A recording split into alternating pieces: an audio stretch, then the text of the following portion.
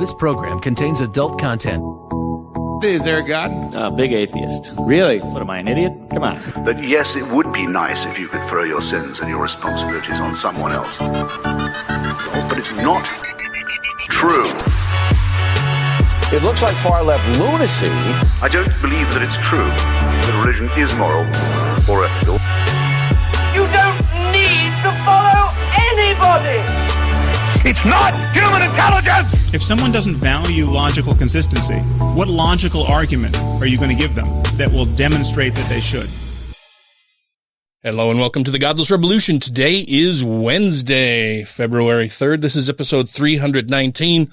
I'm Dan Ellis, joined via remote connection by two of the most awesome co-hosts ever in the history of the world, Mr. Ryan Duffy.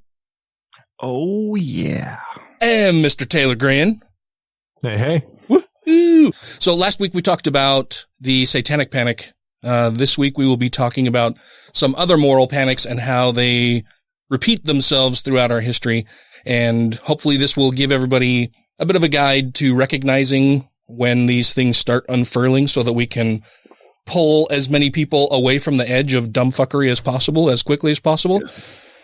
Taylor has put in a bunch of research and will be manning the helm for today's show. So, with that, I'm going to turn it over to you guys for a second. Real quick, Ryan has something he wanted to say, I believe.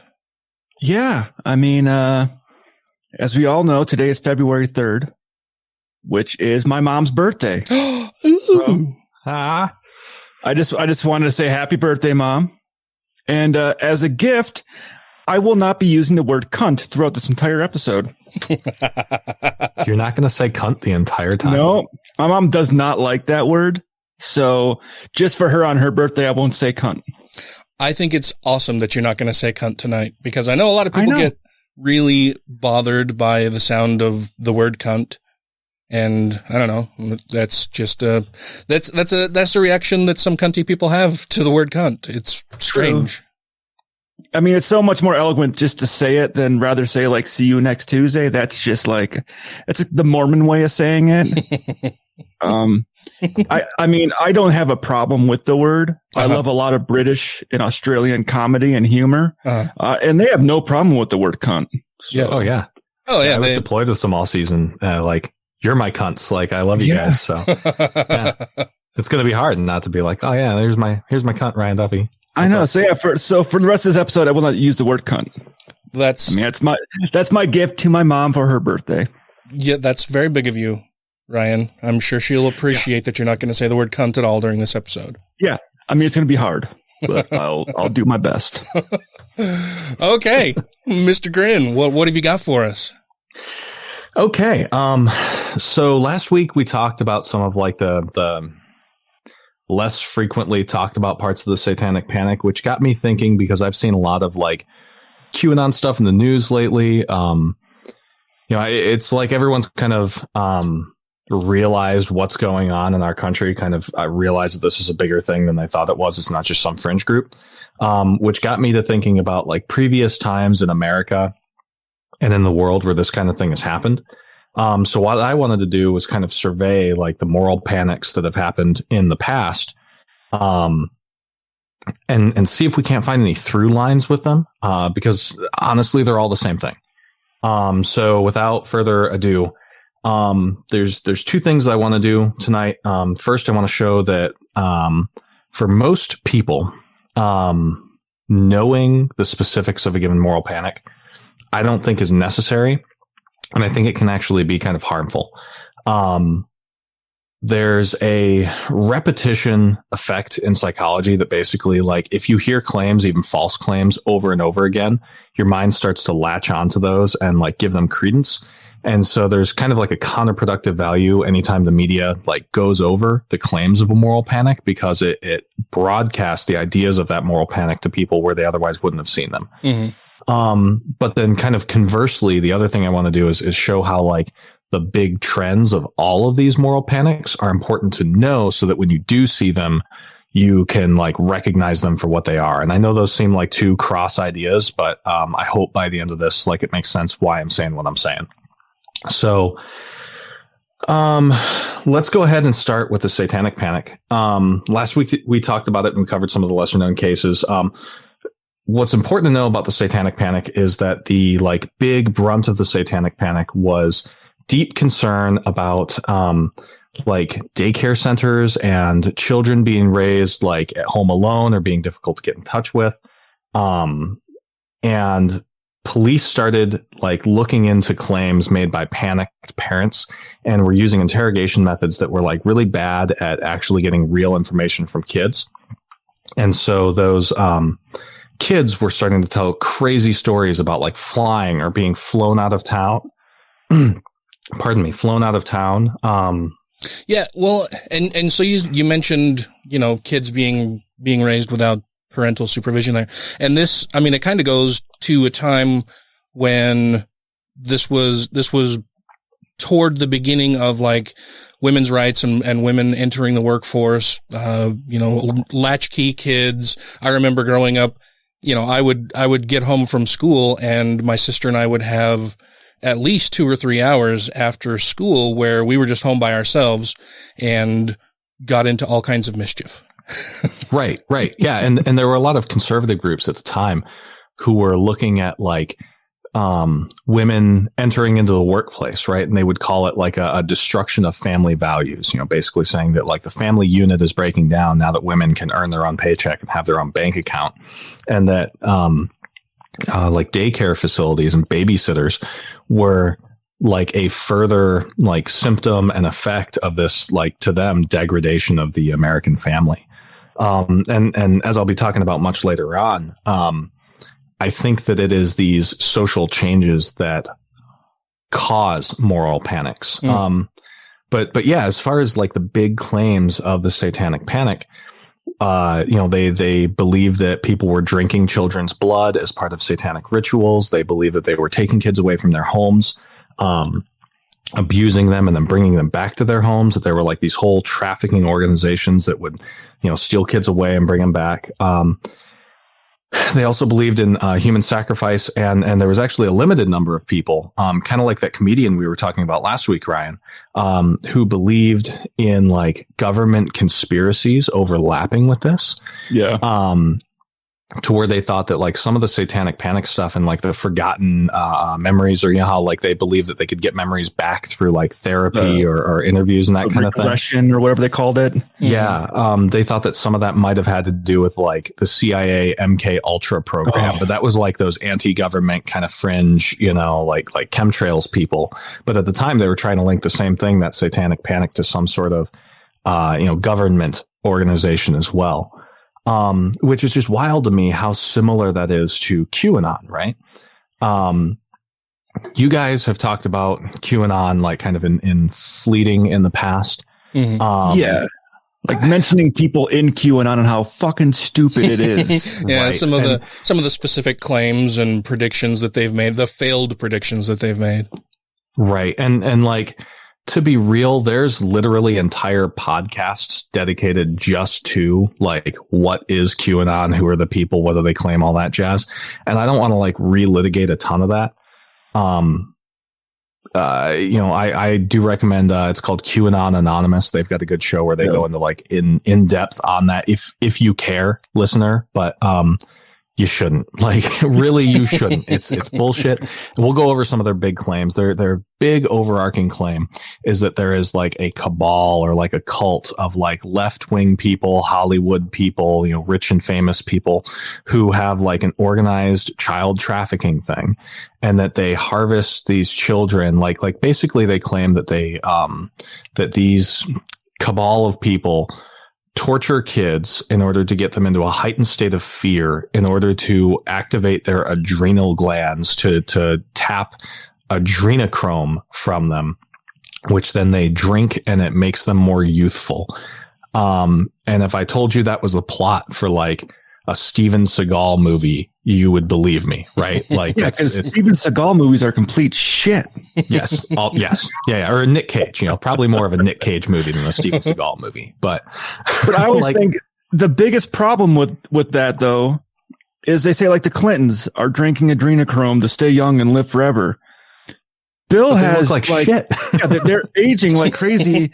And I thought Bill is like in the early stages of like dementia almost, where his memory is going. His health is failing. Like, yeah, but I mean, it's working. important to know that like with conspiracy theories, reality doesn't matter. You're constructing an alternate reality. Yeah. But that's like the big thing. So where QAnon comes from is, there's a website called 4chan, and it is a shithole. Don't go there. It's the elephant graveyard of the internet. And on those forums, an individual posted claiming to have what's called Q clearance. Which I'm going to make an aside on this, right? Like QAnon is claims that they have a Q clearance, which gives them government clearance. But the problem is that like, if you can look up on Wikipedia what Q clearance is. It's Department of Energy, like nuclear secrets clearance, which has nothing to do with like, say, FBI investigations or CIA stuff. Like has nothing to do with any of that. Somebody with a Q clearance wouldn't know jack shit about anything but like nuclear power plant security. So even if they had Q clearance, which they don't, like it's not going to tell you anything. It's bullshit from the start. It's not even a good fake persona. And honestly, I think they probably got that idea from Archer, because in like 2015, Archer gets Q clearance in order to go to Area 51, right? Like that's the kind of bullshit that we're dealing with these guys. Archer is a good cartoon. Oh, Archer is great. I mean, that one season where they were like doing the road show where Charlene was like a country singer, I wasn't a big fan of, but Archer in general is great. I loved it when they had to change their name. Oh my God. Yeah. Like, fuck ISIS. Shit. Ah, shit. Why do you have to ruin all the good things?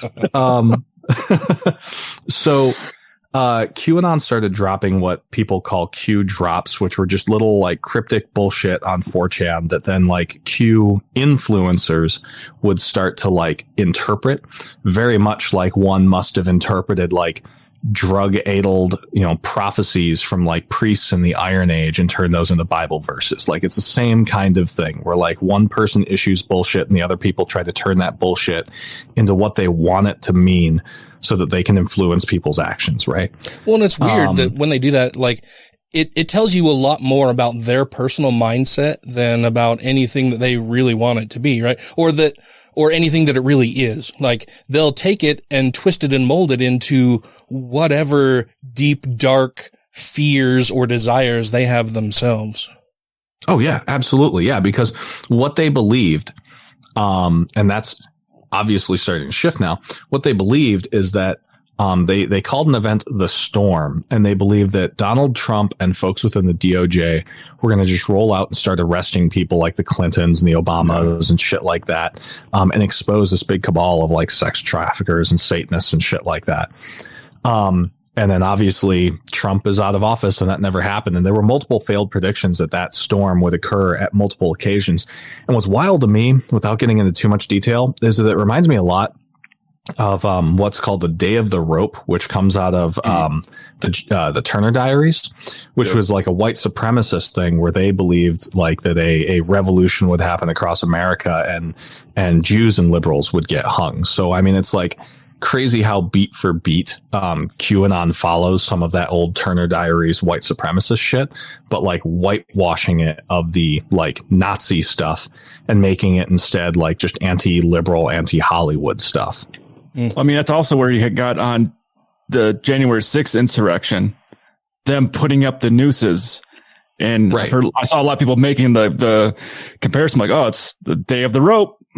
Yep. And like, I don't think that's that's not just a scientific wild ass guess. Like there are a few of the Q drops that like had Jewish caricature cartoons in them. Like there is some degree of anti-Semitism baked in the QAnon. To me, it just looks like laundering. Like they're trying to make it more broadly appealing to individuals who are not yet like drinking the white supremacist Kool-Aid, but it's there. Like it exists. But yeah, I mean, again, we're seeing these common themes, the spiriting away children, to like harvest their blood. We're seeing like these cabals of othered people who are in power and yet are somehow unable to like take complete control of the government. So I want to go back in time now to an earlier event. And this is called blood libel. Now, blood libel still exists. Ryan, you and I were talking, before the show and doing the research that like there are people who put out like blood libel claims now. And I want to be really sensitive. Because I am not the first human being to ever do comparative analysis of like blood libel to other, pogrom like moral panics. But there is like consternation amongst the Jewish community of other people calling things blood libel when they're not attributed directly to the Jewish community.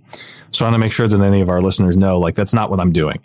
I'm saying like blood libel is a thing that exists. It applies specifically to Jewish communities. And then I'm not saying that like QAnon is blood libel. I'm saying it's similar to it.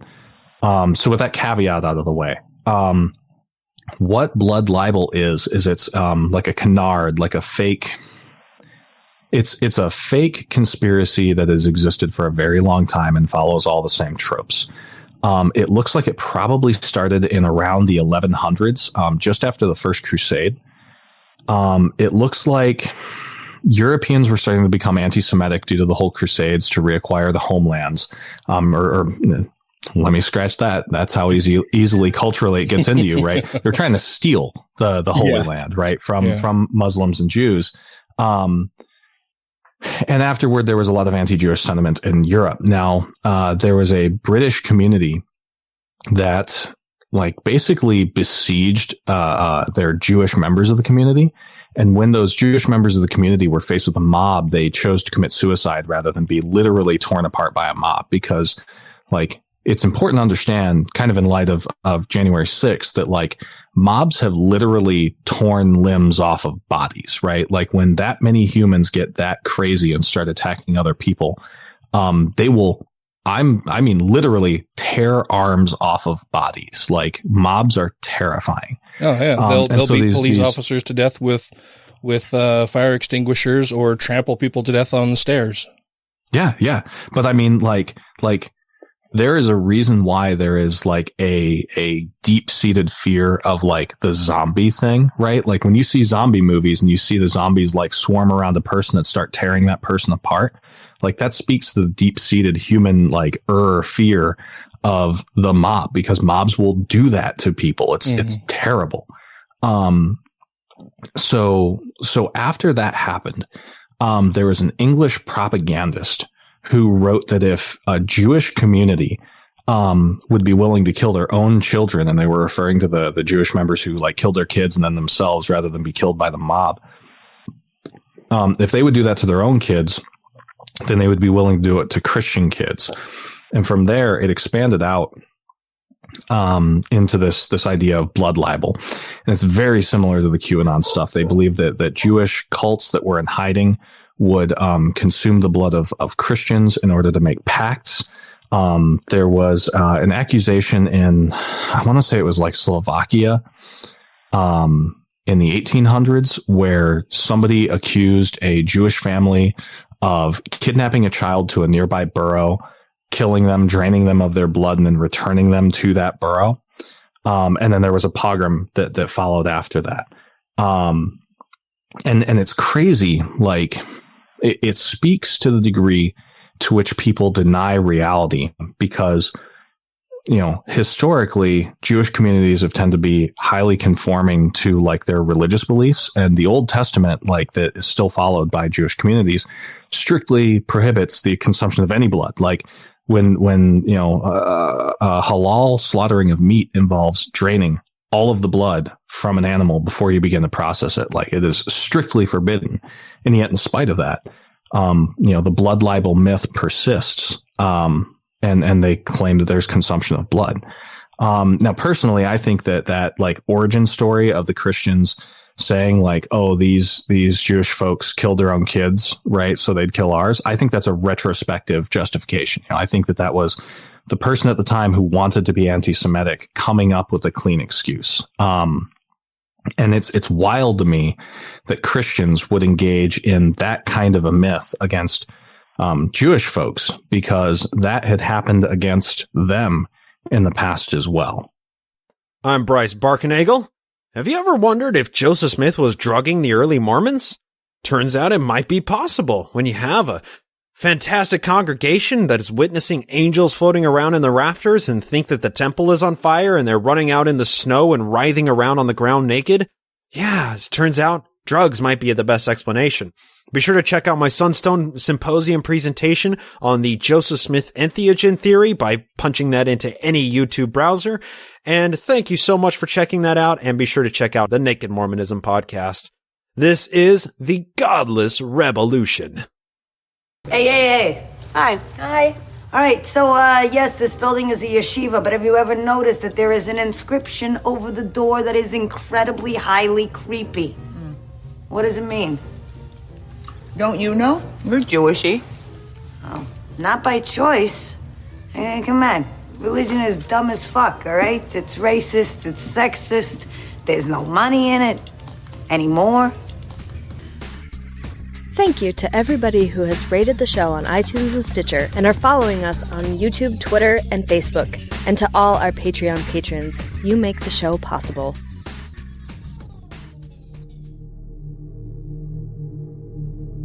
Decay of morals grows from day to day. A secret cabal is wreaking havoc across the land. Its members recognize one another by secret signs and marks, and everywhere they introduce a kind of religion of lust that subverts ordinary fornication. There is a rumor that they worship the private parts of their director and the high priest. Maybe the rumor is false, but such suspicions naturally attach to their secret and nocturnal rites. So that sounds like a cult. Right, sounds like a cult, right? Like, yeah. Sounds like QAnon shit, right? Worshipping private parts, religion of lust, like decay of society, right?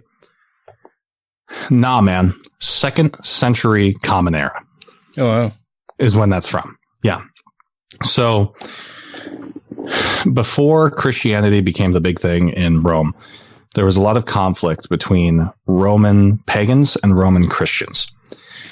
And when that was going on, a Christian apologist wrote a dialogue, like the Socratic dialogues kind of thing, where it's an invented conversation between two people in order to push out viewpoints.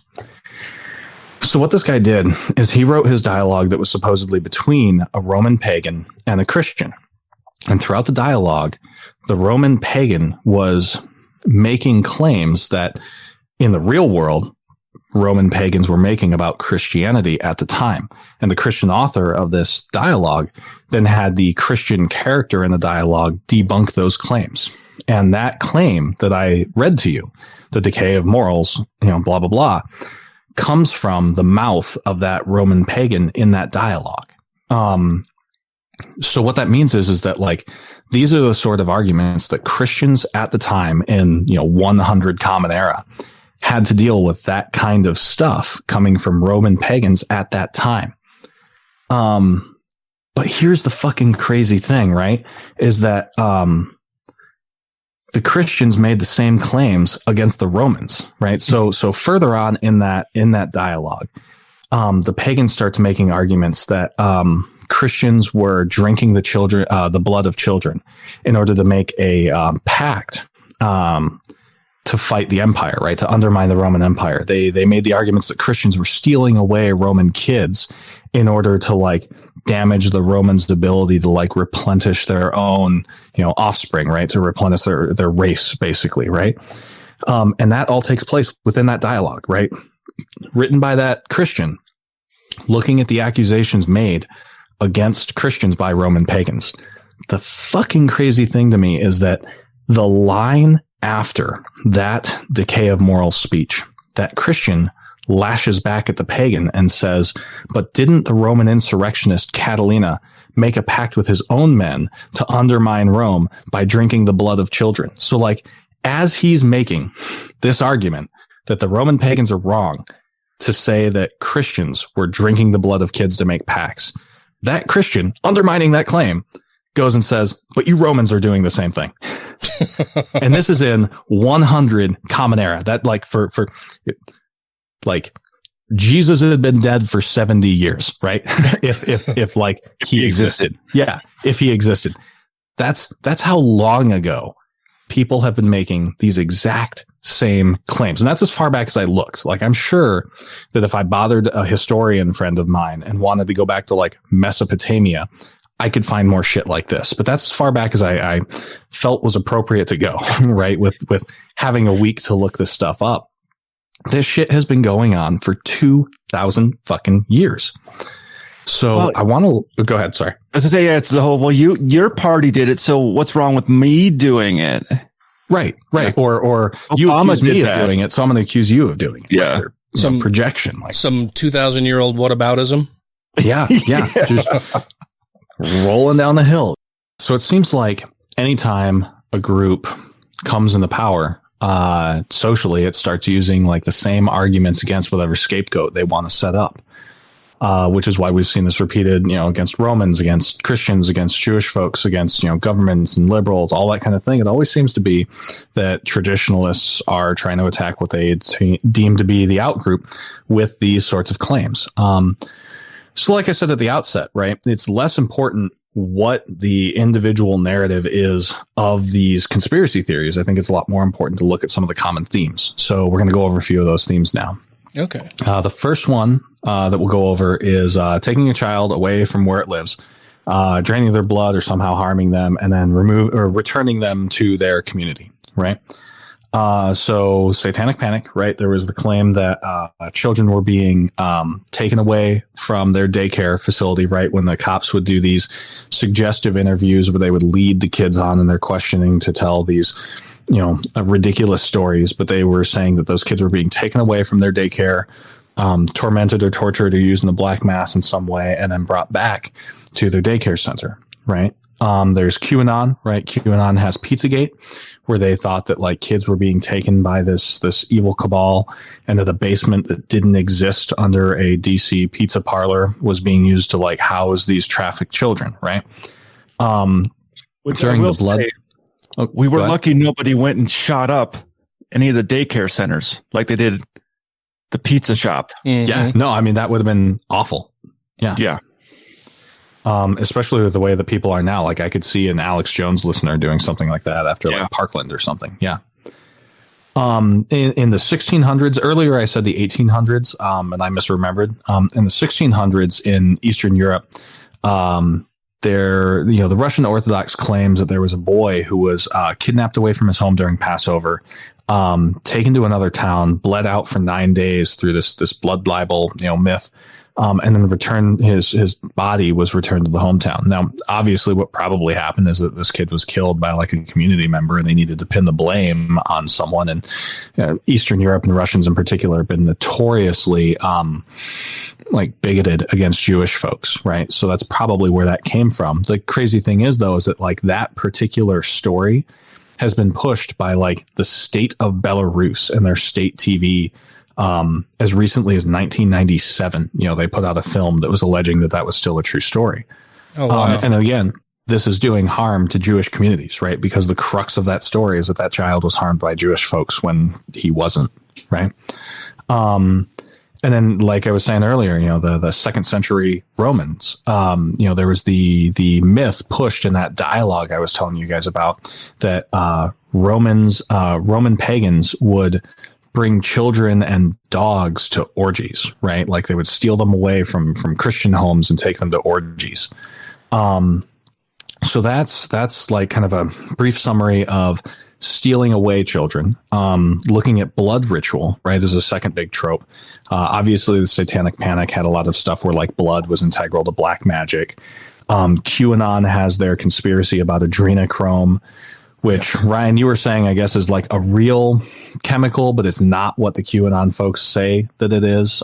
They claim that it's like the adrenal glands like kind of push this out when a child is in fear, and then it's tapped or harvested by the evil cabal. In reality, it's like kind of like a psychoactive drug or something, you were saying? Well, it acts as a psychoactive drug when they take it, because it was actually, so what adrenochrome is it's epinephrine or adrenaline that's been oxidized.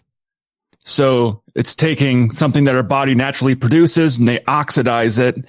And they did some tests as a drug for people in the 1950s, and it made them go psychotic.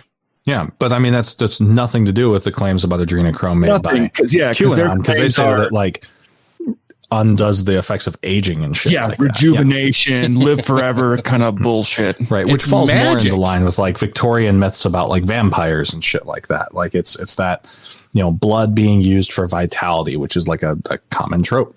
Well, and they fall back on like it having magical properties. Like it's not even that, you know, okay, so adrenochrome exists, but it's not even just that they can limit themselves to saying, you know, it exists and it may confer, you know, feelings of euphoria or whatever. It's fucking magic and it's going to make you younger. Right. Yeah. You know, in the 1200s, one of the blood libel myths was that Jews would annually bleed out a Christian child in order to, and I'm quoting here, recover from malady, right? Like, just like you were talking about, they believed it was some sort of magical thing that, like, by consuming this in concert, right, they would be somehow healed of things. And, like, it's fucking like bullshit. A cure-all? Yeah, like, literally, like, that it would help them heal themselves if they did it as like a group communion kind of thing. And then like fucking the communion, right? Like that, you know, magical Jesus blood from blood. Right, like, yeah. We're eating his body and blood, yeah. Right, yeah. And then in the 2nd century, there was like I was saying earlier, the Roman Christians, you know, were believed by Roman pagans to be drinking children's blood in order to make sacred pacts. Like it's a keeps happening. Well, so and it's weird too, because like they, you know, you mentioned that story earlier where they were talking about, oh yeah, they'll, you know, the story is that they'll kidnap children, and if they'll kill their own children, what would they do to Christian children? Well, Jesus, you Christians are eating and drinking their own fucking savior's body and blood. Like, what would they do to people? Right. Like, you're not that far removed from Aztec religions fucking sacrificing virgins to the sun. Like, yeah. No, it's wild, man. So the last thing is not really something that we've covered up to this point, but it's also a trend I've found common in all of these, is some sense of there being like you are an in-group who knows of this conspiracy that exists, right? If you're from the perspective of the conspiracy theorist, and then there's an out-group who has power, right? So with the Satanic Panic, there were those fringe claims of like some of the satanic stuff being involved in MK Ultra or the Rothschilds, like you were talking about last week, Ryan. Yeah. With the QAnon, you know, the supposed cabal is run by like liberal politicians, members of Hollywood, George Soros type folks. Like, again, crazy that they happen to be Jewish folks. And then present day anti-Semitism, especially coming out of like Russia and white nationalist groups, you know, are Rothschilds, Soros, that kind of thing. You know, they're still Middle Easterners and white supremacists who believe in the protocols of the Elders of Zion, which itself is just a plagiarism. I'm having a stroke. Is a plagiarism of like a French satire from 100 years prior to when the protocols were written. Like it's so much anti-Semitic bullshit. Yeah. Wow. And then again, you know, the Roman Christians, going back to that 2nd century dialogue. You know, the Christians were being accused of having plots to overthrow the Roman government. And then in their same debunking of those plots would then accuse Romans of trying to overthrow the government. Like, it's this whole fucking thing where they think that there are like these hidden power structures that are somehow just strong enough to be an imminent threat to everyone's safety and yet weak enough to never actually accomplish that threat. So what the fuck do we do, right? Like that's the end of this is what does it mean? Why is this happening? What can we do about it? So, one author I found, Richard Beck, researched a variety of different moral panics, And he believes that those panics happen whenever society has upheavals, right? In the 1970s and 80s, we were talking earlier, there was an increase of women in the workplace and general feminist values, right? Oh, yeah. Traditionalist men felt like they couldn't compete for their same jobs anymore. They felt like they no longer had a homemaker at home, taking care of kids, making their food, doing fucking everything for them for free. It's the decay of moral society. Yeah, which, I mean, good. Like, fuck that society. Like, I've been seeing the meme a lot recently. Like, why aren't marriages lasting like they used to? Well, because women could only open their own bank accounts since the 1970s. Like, yeah. At the time of the Satanic Panic and a little bit before it, conservatives were calling daycares a communist plot to destroy the family. Right.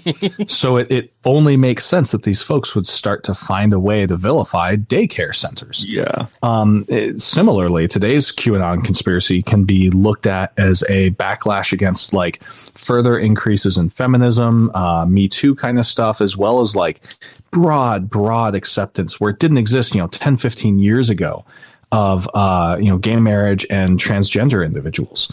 You guys are a little bit like not much older than me, but I'm sure like that when I was younger, you guys probably heard this too, well, if we allow gays to have sex, next they're going to want to have sex with animals or children. Mm-hmm. Right. Like, I remember hearing that in the early 2000s.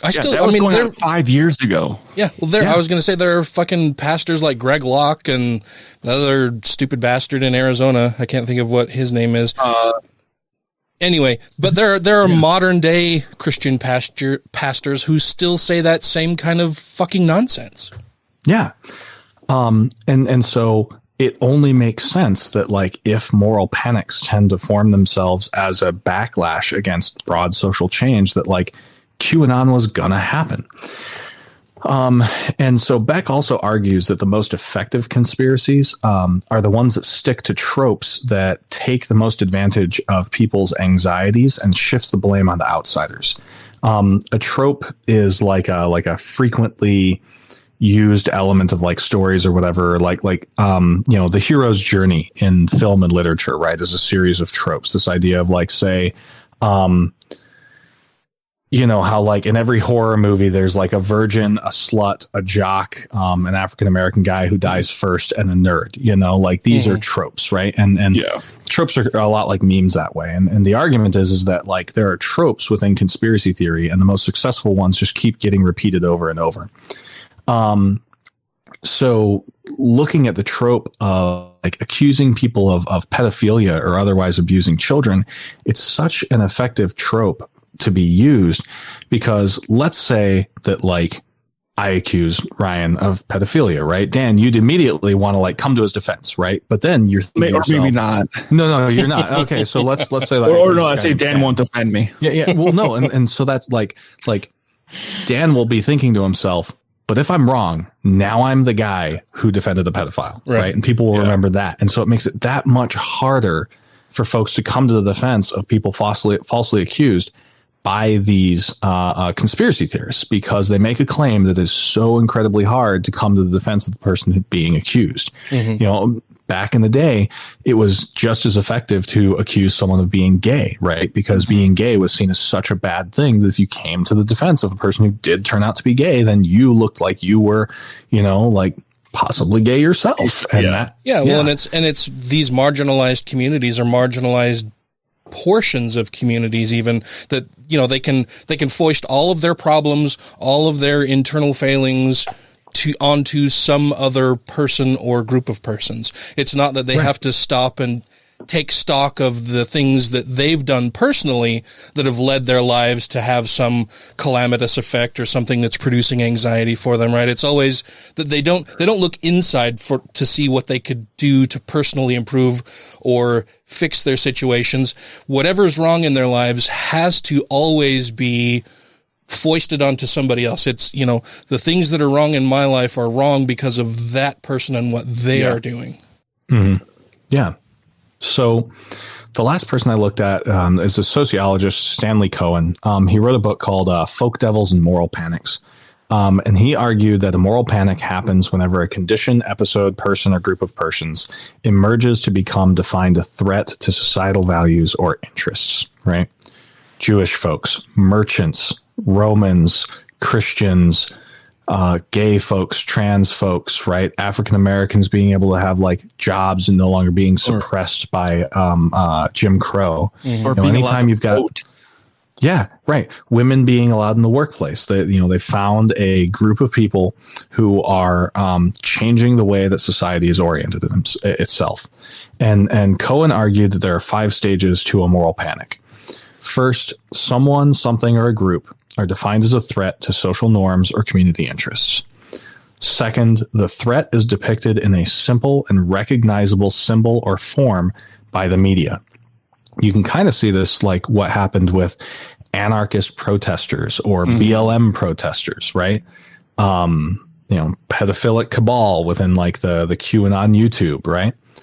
The portrayal of the symbol arouses public concern, right? So let's look at the trans issue, right? People are going to point to a fictional, trans woman going into a bathroom to sexually assault women, right? Yeah. Like that is the portrayal of that stereotype. And then 4, there's a response from authorities and policymakers. And 5, the moral panic over the issue results in social changes within the community.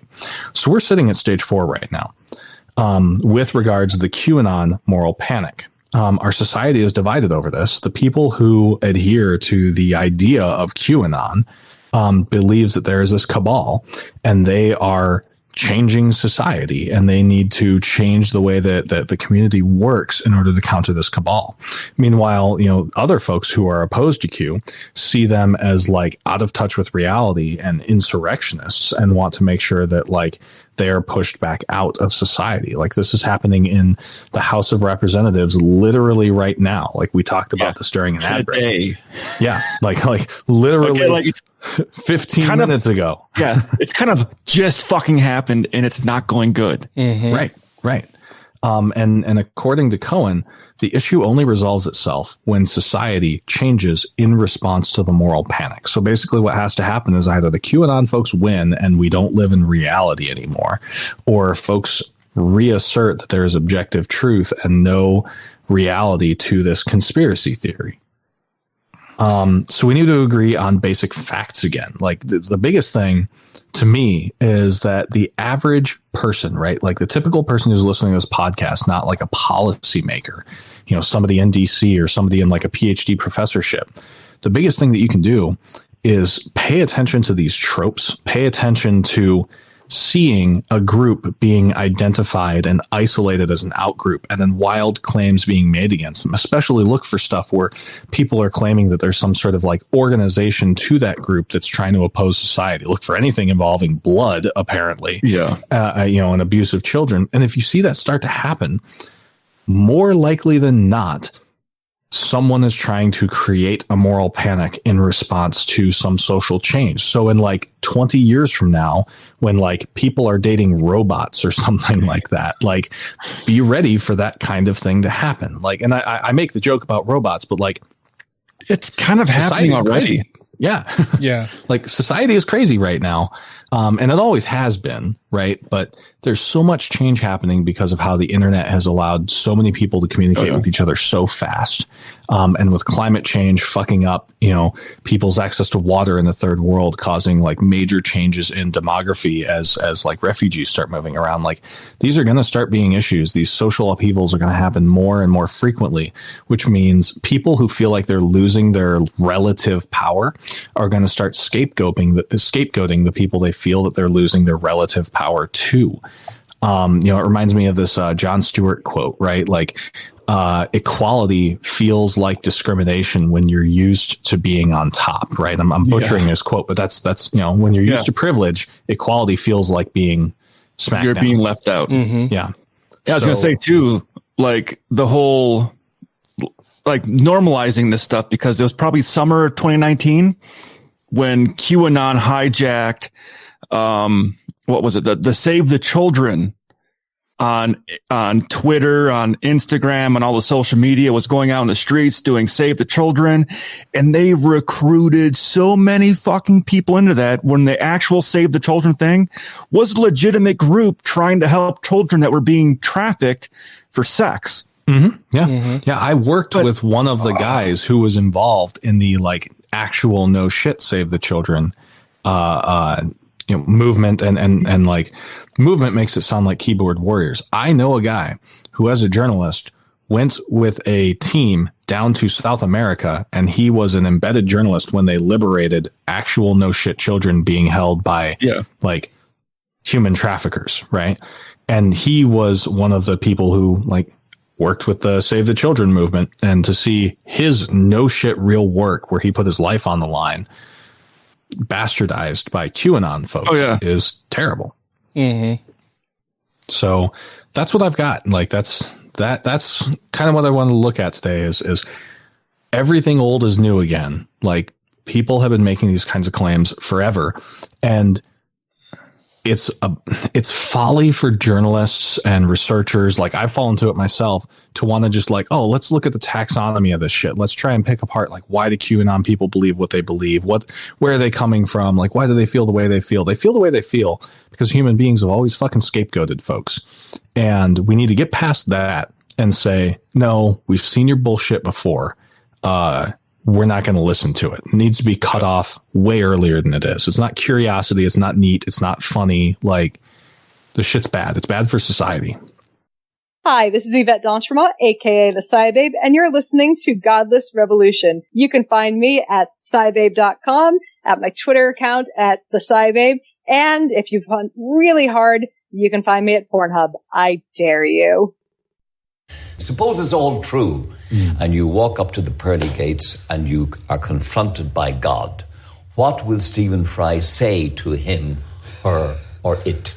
I will basically, what's known as theodicy, I think. I'll say, bone cancer in children? What's that about? How dare you? How dare you create a world in which there is such misery that is not our fault? It's not right. It's utterly, utterly evil. Why should I respect a capricious, mean-minded, stupid God who creates a world which is so full of injustice and pain? That's what I would say. If you have questions, comments, concerns, compliments, corrections, criticisms, or concepts for content, contact the show via email at godlessrebelution@gmail.com, by text or voicemail at 330-81-REBEL, or Twitter the twatter at TGR Podcast. Thank you! So what do we do now? We're at the stage 4. We got people like Green that are winning elections, very heavy QAnon. She's not the only QAnon person holding office. Well, so Cohen argued in stage 4, right, that there's a response from authorities and policymakers, right? Where we go from here, going there now, right? While we were taking some breaks between segments, some news dropped. Nancy Pelosi put out a press release. The headline of this press release goes, McCarthy, Q, California, fails to lead, hands keys of party to Green. So instead of R. So normally when press, instead of R. Yeah, normally they'll say like R or D and then what state they're from. In Nancy Pelosi's official press release, she put Q, California, right? Wow. Yeah. Wow. That's not even just snarky. That's like, fuck Shots you, Kevin fired. McCarthy. Yeah. Yeah. Wow. Chill 0. Yes. So from this press release, it's very short, so I'm just going to read it. After several conversations and literally running away from reporters, Minority Leader Kevin McCarthy, Q, California, made clear that he is refusing to take action against conspiracy theorist Rep. Marjorie Taylor Greene. As a result, the House will continue with a vote to strip Greene of her seat on the esteemed House Committee on Education and Labor and the House Committee on Budget. McCarthy's failure to lead his party effectively hands the keys over to Greene, an anti-Semite, QAnon adherent, and 9/11 truther. McCarthy's cowardly refusal to deal with Greene breaks with calls from Senator Minority Leader Mitch McConnell, Rep. Adam Kinzinger, and the Republican Jewish Coalition, and several prominent members of the party to take action against Greene. As number 2 Senate Republican John Thune warns Tuesday, McCarthy has chosen to make House Republicans the party of conspiracy theories and QAnon, and Rep. Green is in the driver's seat. It's also worth noting that, and that's the end of her press release. It's also worth noting that earlier on, McConnell called her a cancer on the GOP. Called Green a cancer. Yeah. Yes. Yeah. Yeah. And he still was doing nothing to get her out of those positions, which she should not fucking be in. Right. The party is not policing themselves, is what's happening. Yeah, and I deeply hope that they're in what's called a realignment, like during the Southern strategy, where a lot of Southern Democrats joined the Republicans. I hope that what we're seeing is the crazies within the Republican Party metastasizing to the point where either they take over it or the Republican Party finally rejects them out. I don't know which one's going to happen, but I hope that regardless, it ends up being bad for the crazies. Well, and ultimately it's going to be bad for the Republican Party, which also kind of somewhat translates into it being bad for the country as a whole. I mean, we power abhors a vacuum, right? So if McCarthy's not going to decide that if he's not going to recognize that he's the minority leader in the House and that he is there to fucking lead people, not be led by other people, then he needs to step aside. And if he wants to do that, then sure, let Marjorie Taylor Greene lead the Republican Party and watch how fucking fast and far any Republican with half a brain and a sense of decency leaves the party. And we're already seeing them do that in droves. Yeah. See, I'm just worried because like I'm old enough to remember like going to early Tea Party rallies, right? Like I went to Tea Party rallies to see what they were talking about in like the late aughts. And those people were crazy back then. Mm-hmm. And now those are the people who are the rank and file of the Republican Party. So like, I'm not so sure that the crazies will leave, right? Unless they just lose a lot. But that takes people not voting for them, which means crazies have to not adhere to them. Like it's bad. It's really bad. Yeah. And you know, I've been really dismayed at, I still have a fairly large number of friends who are right wing. They're not far right wing. I would say they're much more mainstream Republicans, but I have been so disappointed, so disheartened to see how many of my friends on the right have not spoken out about how fucking awful and stupid and incompetent Donald Trump is, and speak out about QAnon and all of this other bullshit swirling around him and his presidency. They all seem to just want to be along for the ride, and as long as it doesn't destroy the party entirely and they're getting something out of it, they're fine to sit on the sidelines and watch as Donald Trump destroys the party that they are part of, as long as they're still getting a little bit out of it. And so there has to be a moment of reckoning where the Republican Party as a whole decides this is a road we can't go down anymore. We have to change, or they're just going to fail everywhere. Yeah, I see this as the end of the Republican Party as we know it. Yeah, I was going to say as we know it, because they could end up going the way of the Whigs, right, and disappear. Or, I mean, we could be looking at like a no shit fascist party, right? Mm-hmm. Yeah, being the primary opposition party. Yeah, that's been a little bizarre to see how many people like not only are moving toward that direction, moving toward a direction of fascism, but more and more I'm hearing people increasingly use the phrase or the term fascism as if it's not a bad thing. Right. Oh yeah, well, what's wrong with fascism? Like fascism is okay. If that's what we need to do to turn this country around and make America great again, well, then I'm there for it. Yeah. If what was it? If we have to have a dictator, I hope it's Trump. You know, it was what one Trump supporter said on TV. Yeah. Well, it reminds me of this quote. Fascism is colonialism turned inward. And it makes me think about like the loss of prestige that America has suffered since 9/11. Like America, you know, functions very much like an empire, right? We get a lot of goods cheaply because we can afford to ship them in from the third world and China, because of our natural defense of, boundaries of the oceans, right? And our robust, natural resources. We're one of the best positioned empires that's ever existed. Rome had bad guys on three sides, right? We don't. But because of 9/11, right, making God bleed, if you will, like when we got attacked, and then when we just had spectacular failures through our wars in Iraq and Afghanistan, it's taken away that sense of prestige. And I think that's made people want to get that back. And I think that's part of what they mean when they say make America great again. Is that sense of let's make America what it was when people didn't realize that we were just as vulnerable as everyone else.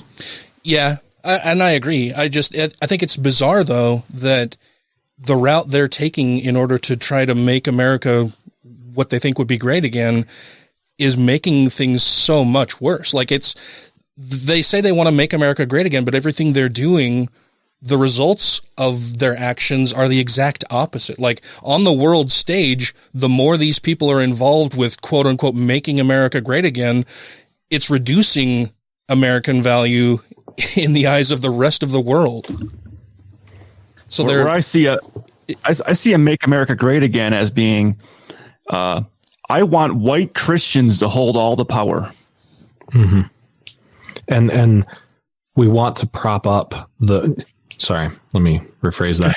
People who say make America great again are saying we want to prop up white Christians by exploiting everyone else in order to have cheap, easy access to luxuries, right? Mm-hmm. They're saying that the colonial model wasn't all that bad. And if we want bananas for, 75 cents a bunch, it's going to come at the backs of South American workers who are enslaved. Mm-hmm. It's a tale as old as time, but the 21st century has made it untenable to continue to act as colonizers, and they're feeling the pinch, right? The folks who would be perfectly happy with the situation of colonizing are realizing that they can't continue to live as large as they have before.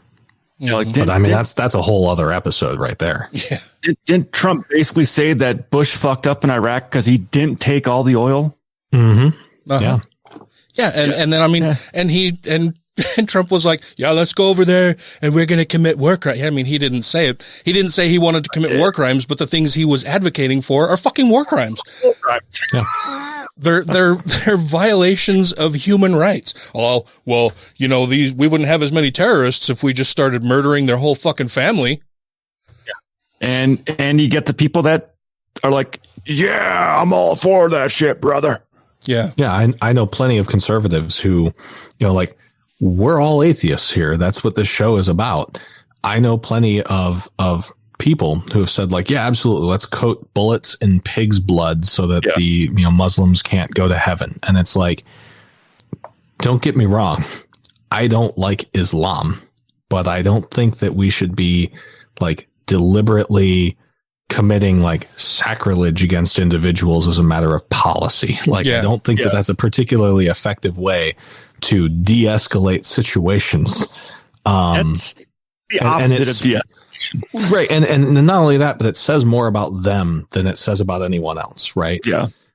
And it's just, it's fucking wrong. You don't need to do that shit. Yeah. Well, thank you so much for putting this all together, Taylor. This was awesome. I think it's thank you. A fantastic discussion about this. But that'll wrap things up for us this evening. Before we go, I want to announce that we do have a winner in the contest from our episode a couple episodes ago, or a show a couple episodes ago, or however you want to say it. But I want to say congratulations to Mr. Ollie Olson for winning a fantastic prize. I have not yet contacted him, but I will be doing so either tonight or tomorrow to arrange getting the fantastic prize to him. So thank you for your participation, and for everybody else who participated as well. I love a lot of the messages that we got. Actually, I love all the messages that we got, but some of the specific items in there were pretty fun, and I look forward to using them in future episodes. I didn't prepare any of them this evening, but they should be fun going forward. I also want to make sure that we thank our Patreon supporters before we go. That would be, and let's see, why don't you kick it off tonight, Ryan? That would be Alan Firth, Christy Kalbach, Stephen Andrus, Skeptical Chaps, Vanessa, Don't Be a Richard, Ollie Olson, John McCullough, Tiffany Hudson, Sinead Duffy, Utah Outcasts, Wesley Aaron, Andrew Vodopich, Jeremy Goodson, Let Them Eat Kofefe, Jeff Peterson, Corey Ebert, Megan Mitchell, Freethinker 215, Tim Jacobson, Janet Uter, Savita Kuna, Sandra Sparks. I like the substitution. That's good. I was like, we got to make it so Taylor lands on his name. Purple Dragon. Gotcha, fuckers. Nico Gonzalez, Chad Pryor. Pryor. I apologize. Pryor. I'm sorry, Chad. No. Chad Pryor. Thank you so much. And Patreon customer service sucks donkey balls is the latest thing from our Patreon supporter who changes his name to usually Simpsons characters followed by an organization they would like to support. I'll have to reach out to him and see what that's all about, because I'm sure there's a fun story behind that. He probably wasn't able to change it for a while. Oh, that could be, because it was the same for a few weeks. But thank you all very much for tuning in. This has been a whole lot of fun. I'm looking forward to a whole bunch of fun stuff we've got planned for the future. And before any of that will happen, I need to do some work this weekend to figure out some fucking computer shit here in the studio, because tonight we were beset by technical issues that will make editing the show a bit of a nightmare. But thank you both for joining me this evening. Thank you all for listening, and we'll chat at you next week. Happy birthday, Mom. See you guys. So we'll cut here for a break. I wanted to add some cuts. Nice. Jacking off and playing video games. That's my life right now. Don't worry. They won't laugh at you. Dan, push the laugh button. That's not it. That's not it. There we go. That's not it for there either. No. There you go. Nope. There it is. There it is. Yeah. So it looks like, in looking at the audio on this end, it looks like you're a little hot, Ryan. I'm pretty damn sexy. You're a little hot, Ryan. I got threatened with a lawsuit for that shit. It was awesome. Oh, wow. All right. We're friends here, right? Okay. Don't ruin this for me. I'm trying to see if I can, for 3 years in a row, be my friend, not know who is playing at the Super Bowl until after the Super Bowl is over. Oh, I'm just going to take this to why the fuck isn't Nancy Kerrigan skating anymore? I don't know what that is. You don't know who Nancy Kerrigan is? No. Oh.